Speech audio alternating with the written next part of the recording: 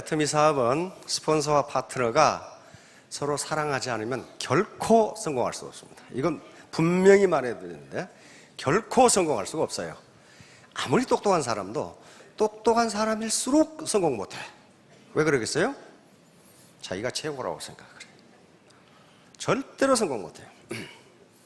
지금 이게 자본, 생산성, 소득이 내 삶을 설명하는 전부입니다. 전부예요. 이게 한 달에 부가가치를 100만 원밖에 생산 못하는데 200만 원 봉급 받을 수 있어요? 못 받아요. 왜 그래요? 200만 원 주면 그게 망하는, 그 가게가 망하는데 어떻게 200만 원을 줘? 이 종업원이 지금 생산되는 부가가치가 100만 원밖에 안 돼. 그게 생산성이에요. 프로덕티비티. 어떤 사람은 부가가치를 한 달에 1000만 원으로 생산을 해요. 그럼 그 사람 1000만 원 받는 거예요. 어떤 사람은 부가가치를 1억을 생산해. 1억 생산합니다. 어떤 사람은 5억을 생산해. 부가가치가.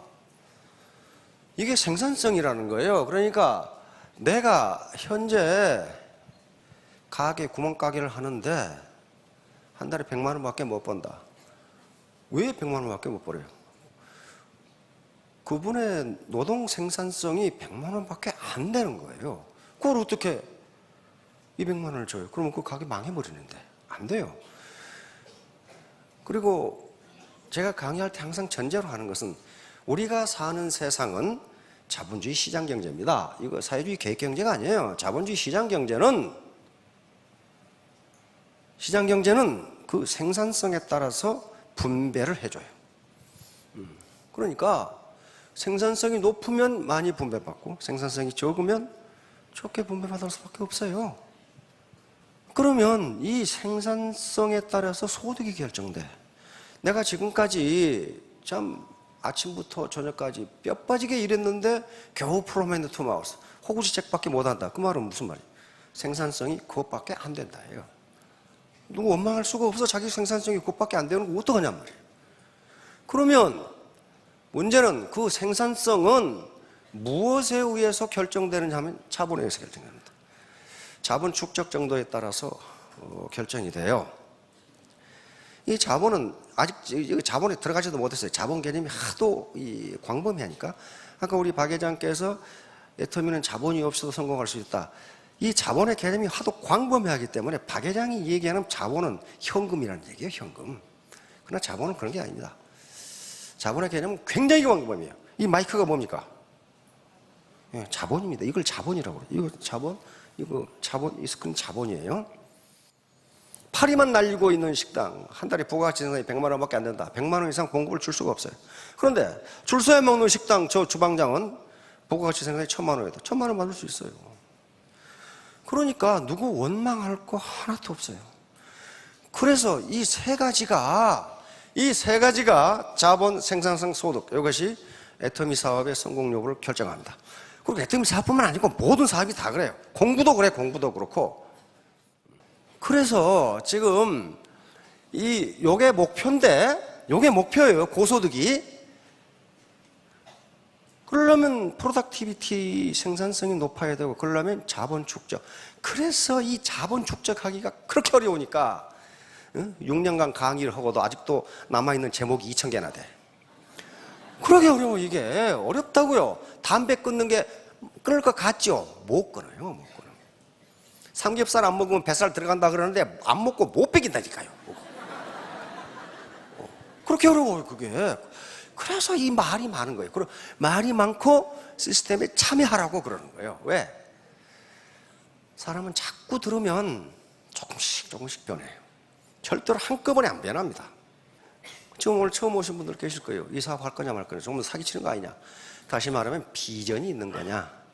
요건요, 누구 말 듣지 말고 자기가 판단해야 돼요. 자기의 권리이자 책임이에요.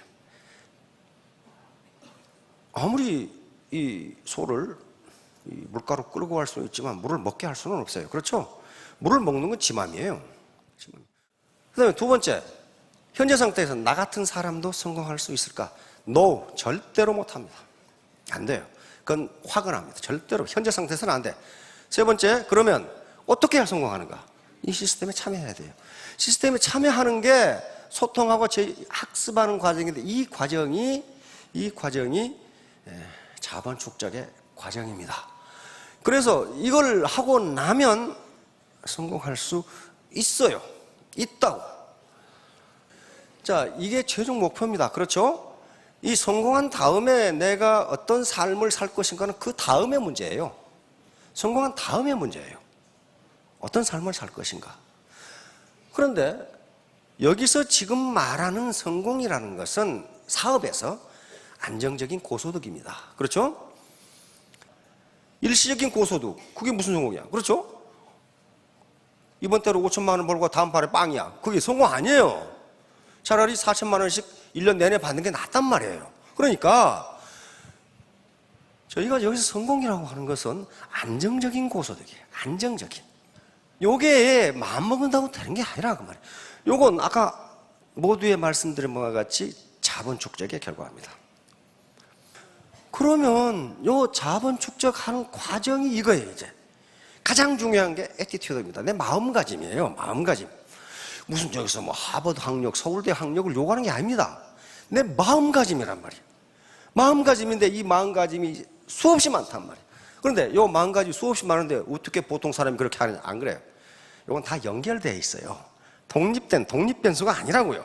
예를 들면 이게 지금 정신자세인데 이 시스템에 참여하면 돼. 참여하면 된다고. 오늘 아침에도 이 로얄클럽 미팅 하는데 안 나와. 왜? 나 다 알아. 그러거든. 근데 그거 다 한다는 사람들이 밖에 나가서 문제만 일으키고 돌아다녀. 왜 그러겠어요? 다 모른다는 얘기예요. 그럼 문제를 일으키는 게 자기에게 뭐 때문에 문제를 일으키겠어요? 그렇게 하면 돈이 벌릴 것 같으니까. 천만에 못 벌려요. 그런 식으로 편법으로 돈을 벌 수 있다면 누가 제일 잘 살아야 되느냐면 사기꾼이 제일 잘 살아야 돼. 난 근데 사기꾼 치고 잘 사는 놈이 한 놈도 못 봤어. 항상 못 살아. 다시 말하면 자본이 축적되지 않은 상태에서 돈을 그렇게 하면 돈을 벌 거라고 생각하는 것 자체가 인간 개발이 덜 된 거예요. 다시 말하면 자본 축적이 안 됐기 때문에 그런 생각을 한단 말이에요. 자, 그러다 보니까 자본 축적이 안 되고 돈 벌려고 덤비면 어떻게 되느냐? 인터넷 가서 이거 찾아보세요. 꼰대, 노스라치, 여스라치, 된장녀, 개저씨, 개줌마. 요거 인터넷 들어가면요, 테스트, 꼰대 테스트, 자가 테스트 그런 게 있어요. 10개 항목 중에 몇 개 이상이면 당신은 꼰대입니다. 그런 게 있어요. 당신은 개저씨입니다 하는 것도 체크해서 몇 개 이상이면 당신은 개저씨 이렇게 나와. 자, 이게 뭔지 한번 봅시다. 왜 이렇게 되지 말자. 이렇게 되면은요, 존경도 못 받고 돈도 못 벌어요. 왜냐하면 애터미 사업은 서비스업입니다. 그렇죠? 서비스라는 말은 서번트, 종에서 나온 말입니다. 받들어야 돼. 그런데 자기가 상전이 돼가지고 꼰대 말을 들으면 돈 못 벌어요. 원래는 아버지나 선생님에 대한 은혜였답니다. 지금은 그게 아니고 앞뒤가 꽉 막힌 사람, 도대체 벽창호 같은 사람이 있어요. 이런 사람들의 특징은 책을 한 권도 안 읽어. 한 달에 한 권 안 읽는 게 아니고 1년 가도 안 읽어. 사람을 변화시키는 게 이런 강의를 듣거나 책을 읽음으로써 자기가 서서히 변하는데 안 들어. 왜? 지가 제일 똑똑하거든. 이게 꼰대예요, 이게. 그러니까 매사를 시시콜콜 간섭하면서 남을 가리키려고만 들지 말을 듣질 않아. 받아들이질 않아. 이걸 꼰대라고 부릅니다. 그러니까 공중도덕을 이 사람들은 예사로 위반해. 이거 공중장소에서 담배 피고 있어. 애들 놀고 있는데. 노스라치. 노인 플러스 벼슬아치. 나이 든 게 무슨 벼슬이냐는 거예요. 나이 든 게 무슨 벼슬이냐. 여기 오신 분들은 안 그렇습니다. 노스라치들은 여기 오지도 않아. 왜냐하면 지가 다 알거든. 요게 나이가 많다는 이유로 무슨 벼슬이라도 한 것처럼 젊은 사람들에게 막무가내로 요구하고 말을 함부로 하는 거예요.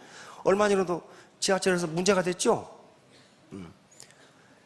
임산부가 자리에 앉아서 졸고 있는데 할머니가 가방으로 배를 쳤죠. 자리 양보 안 한다고. 그래서 병원에 실려가고 난리가 났죠.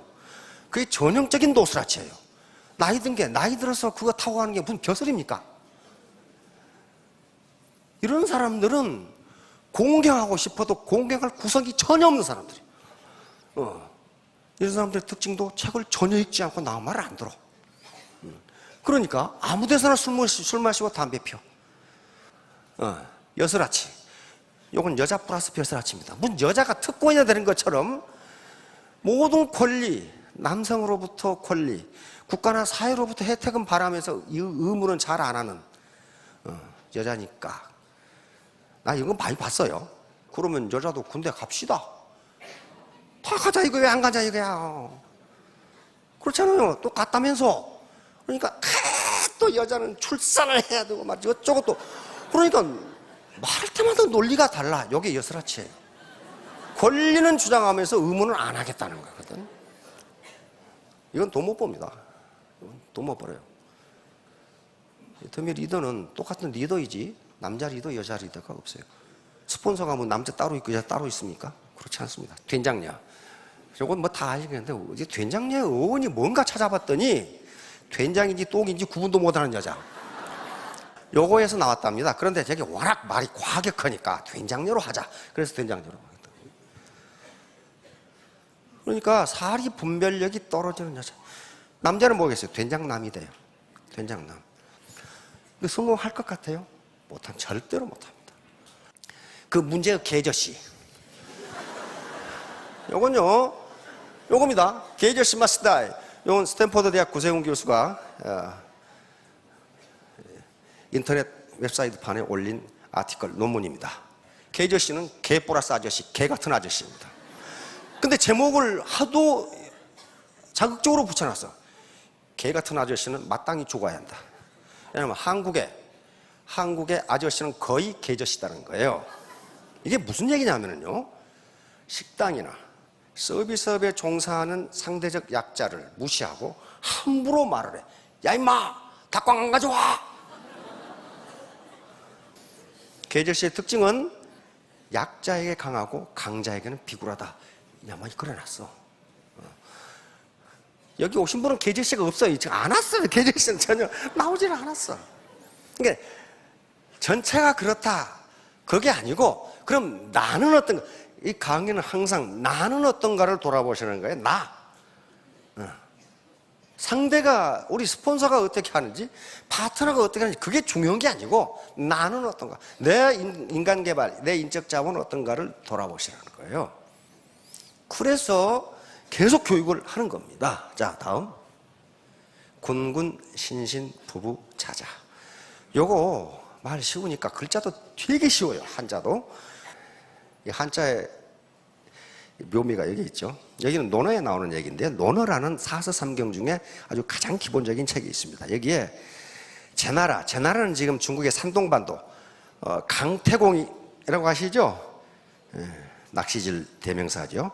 강태공이 주나라 무왕으로부터 분봉받아 세운 나라가 제나라입니다. 굉장히 강력한 나라였어요. 그런데 제나라에 경공이라고는 군주가 있습니다. 임금. 경공. 아주 임금질을 아주 지겹게 한 사람이에요. 58년 동안 임금 노릇을 한 사람이에요. 근데 사람이 무능하고 우유부단하고 그 임금이지만 소갈머리가 없어. 소갈머리가. 근데 58년을 어떻게 버텼느냐? 그 밑에 안자, 즉 안영이라고 하는 아주 영특한 현상, 현명한 재상이 있었습니다. 그래도 이 경공은 그 재상의 말을 잘 들었어요. 워낙 현명하고 국민들로부터 존경을 받는 재상이기 때문에 잘 들었어요. 그래서 나라를 유지할 수가 있었던 사람입니다. 이때 바로 그런 나라였고, 안자, 즉 안영이라고 하는 그런 현상, 현명한 재상이 있는 나라였기 때문에 공자가 방문을 합니다. 그런데 공자 세가라는 책에 보면 이때 공자가 이때 경공에게 간 나이가 35살이에요. 35살. 이미 이때는 공자는 상당한 지식인층으로 명성이 높던 시대입니다. 그래서 공자는 일명 한 사람의 백면서성입니다. 이때 벼슬이 있는 것도 아니에요. 근데 워낙 지식이 많고 아는 게 많고 군자이기 때문에 경공이 공자를 불러서 정치에 대해서 물어본 거예요. 정치를 어떻게 하면 잘할 수 있습니까? 자, 보세요. 경공, 문정어, 공자. 경공이 정치에 대해서 공자에게 물었다. 그런 말이에요. 이렇게 물으니까 공자가 대답한 말이 아주 역사적으로 가장 유명한 말을 여기서 해버립니다. 군군 신신 부부 자자. 앞에 군은 명사입니다. 임금이, 뒤에 군은 형용사입니다. 형용 동사예요. 임금이 임금답다. 그 말이에요. 임금이 임금답고, 신신은 뭐예요? 그러면 신하가 신하답고, 부부는 아버지가 아버지답고, 자자는 아들이 아들을 다우면 정치는 잘 됩니다. 그 말이에요. 그 말은 현재 자기의 위치에서 자기가 해야 할 역할을 다 하면 그것이 국가가 됐건 회사가 됐건 사회가 됐건 가족이 됐건 다 잘 된다. 아주 명언입니다. 명언이. 이걸 정명론이라고 부릅니다. 철학에서는 정명론. 이름을 바르게 한다. 자, 그런데 이 경공이라는 사람은 좀 모자란 사람이야. 그러니까 이렇게 현명한 말을 했는데 경공의 대답을 보면 이 대답이 동문서답이야. 뭐라고 그래요? 선제, 그 말은 경공입니다. 선제. 아주 좋아요. 좋은 말씀입니다. 그래 놓고 신여는 진실로 그만해. 신여, 군불군.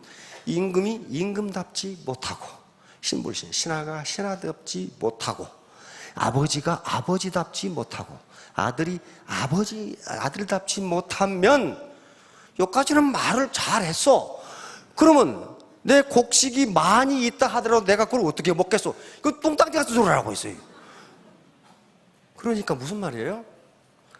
아무리 의미 깊은 이야기를 해도 그걸 알아들을 수 있는 인적 자본이었으면 그 말이 뭔 말인지를 모른단 말이에요. 아니 지금 왜 이런 얘기를 했냐면은 경공이 하도 무능하니까, 그리고 놀기를 좋아하고 사치를 좋아해.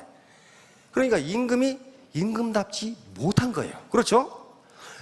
그러니까 신하들이 어떻게 해? 신하들이 완전히 임금을 허수아비로 만들어 놓고 자기들이 실권을 장악해서, 이 전씨가 실권을 장악해 가지고 실제적인 권력 행사를 신하들이 하고 있는 거예요. 그러니까 뭐예요 이거? 신하가 신하답지 못한 거예요. 그러니까 나라 전체가 어지럽게 된단 말이에요. 이 말을 한 거예요. 이걸 정명론이라고 부릅니다. 정명론. 다시 말해 정명론이라는 것은 문자 그대로 이름을 바로 잡는다. 그런데 그 이름에 합당한 이름을 붙여준다. 그 기능에 합당한 이름. 예를 로얄 마스터면은 로얄 마스터로서의 자격이 있을 때 그걸 붙여준다. 그런 말이에요. 이게 정명론이에요. 그러면 어떻게 해야 돼? 거기서 끝난 게 아니고 로얄 마스터는 로얄 마스터로서의 역할과 기능을 수행해야 된다. 이게 정명론이에요. 국가든 사회든 회사든 이렇게만 되면은 그게 문제가 될 게 전혀 없어요. 그렇죠? 사장이 사장 역할을 하고 부사장이 부상 역할을 하고 이렇게 하면 된단 말이에요. 그러니까 이 정명론은 정명론대로만 하면은 애터미 사업에 성공하지 못할 이유가 없어요. 네.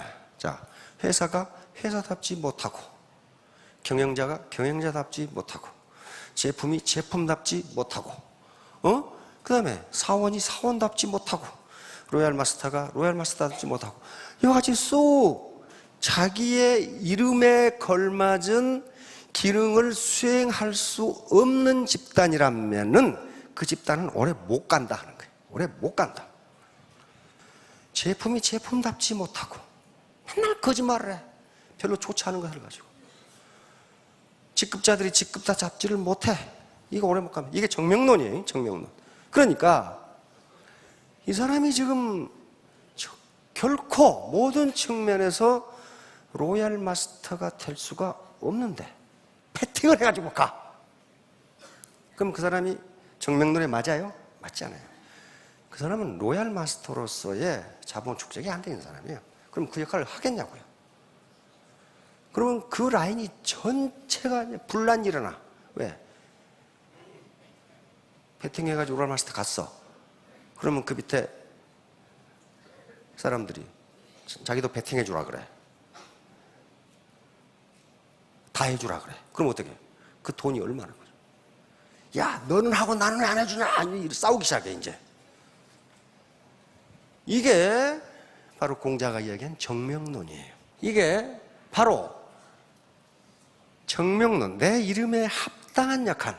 내가 스타마스터면은 스타마스터라는 이름에 맞는, 합치하는 역할을 해줘야 된단 말이에요. 그러면 분란이 있을 수가 없죠. 그렇게 해서 필요한 게 이 자본축적이에요. 우리 대한민국, 우리 한국 사람은요, 유식하다, 무식하다를 굉장히 리더십의 아주 중요한 기준으로 삼아. 다시 말하면 애터미사하고는 아무 관계도 없어. 근데 뭐 하나 모른다는 이유로 제가 무식한 것이. 그렇게 얘기해. 예를 들면, 스타마스터한테 물었어. 그 스폰서님, 태양이 지구를 돕니까? 지구가 태양을 돕니까? 근데 그게 애터미사하고 무슨 관계가 있어? 뭐가 뭐를 돌든 그게 무슨 상관이냐고. 아무 상관없어요. 그런데 글쎄 그게 뭐가 도나? 뭐 다 같이 도는 거 아닌가? 이렇게 대답하면 아이고 참 무식한. 아, 리더십하고는 아무 관계도 없는데 그거 가지고 그 사람의 리더십이 훼손을 당해요. 가끔 요 신문에 보죠. 복권 당첨은 재앙이다. 이런 말이 미국과 영국에도 있는 모양이에요. 그래서 영국에서 BBC에서 복권 취급하는 조사를 해봤더니 복권 당첨된 분 중에 55%는 더 행복해진답니다. 나머지 45%는 똑같거나 더 불행해진답니다.